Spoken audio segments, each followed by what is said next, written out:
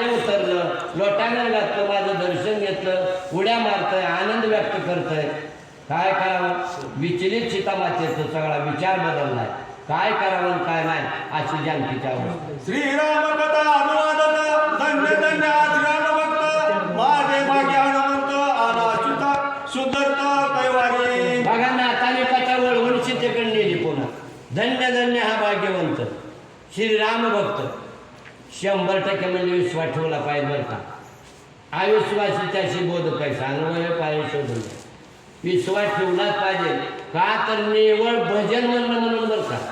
निवळ रामाचं भजन गायलं आणि सगळा इथ्यान जन्मापासून रामाने आतापर्यंत काय काय सीताशुद्धीपर्यंत केलं ती सगळी कथा माझ्या हनुमंताने जाणावर नाही गायली.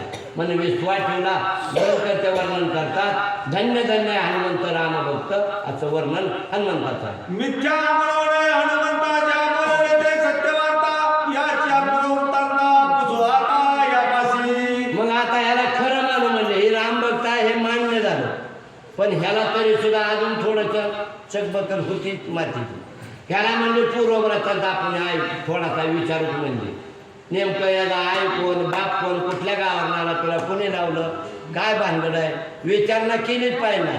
विश्वास बी ठेवला हाय रामभक्त आहे ठेवला विश्वास का भजन गायलं विश्वास ठेवला. पण आता ह्याला विचारू म्हणजे कुठं आला कसा आला कोणी लावला इथं येण्याचं कारण काय सगळा वृत्तांत विचारू नाथ महाराज वर्णन करतात. सीता पुषेले वृत्तांत सत्य सांगण हनुमंत तया कथेचा कथार्थ मुख्य मोक्षार्थ मुमुक्षा.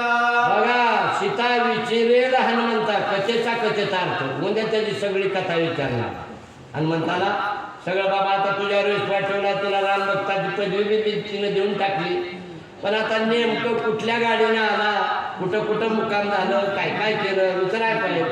पण आज नाही बरं उद्याच्या आजच्या ठिकाणी ही मोक्ष आहे म्हणून नाथानं सांगितलं. श्रोती दिलेले अवधान कथा वय चैतन्य गणा श्रोती कथेशी निज जीवन एका जनार्दना कृपाळू. संत श्रोते सज्जन माय बापाने असणारा नाथाला सांगितलं अवधान द्या म्हणजे आजची कथा या ठिकाणी थांबा उद्याची कथा गोड आहे रताळा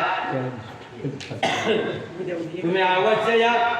आणि हनुमंताचा अवतार जानकी विचारणार आहे प्रश्न त्याचं उत्तर आमचा रामभक्त हनुमंत देणार. एका जनार्दना शरण सीता मारुती संभाषण हे गोड रामायणी रामायण श्रोती अवधान मद द्यावे. म्हणून संत श्रोते सज्जन माय बाप्पाला असणारा नाथाने विनंती करून सांगितलेल्या गोड आहे रताळा गोमटी आहे मोक्षाला नेणारी रामकथा आहे. तुम्ही अवश्य या. सीतामाता प्रश्न करेल हनुमंताचं नक्की योग्य उत्तर देईल.